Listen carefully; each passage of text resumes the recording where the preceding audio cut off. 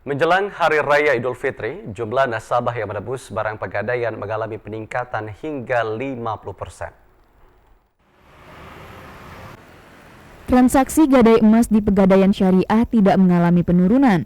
Bahkan jumlah nasabah yang melakukan penembusan mengalami peningkatan hingga 50%. Pimpinan cabang Pegadaian Syariah Palembang, Median Syah menjelaskan, ini merupakan tren tahunan di masyarakat. Bahkan dalam satu hari, pendapatan dari penebusan nasabah Pegadaian dapat mencapai 500 juta rupiah. Dekati Lebaran, itu yang tren yang sangat besar itu adalah penebusan. Semakin mendekati Lebaran itu penebusan itu semakin tinggi sekali.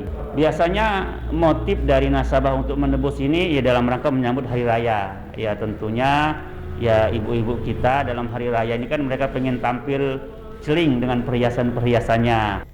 Median Syah menambahkan untuk batas waktu penebusan barang ditetapkan selama 4 bulan. Jika tidak ditebus melebihi dari batas waktu, maka barang yang digadaikan akan dilelang. Dari Kota Palembang, Afifah Sari, Muzara Pandi, TVRI Sumsel melaporkan.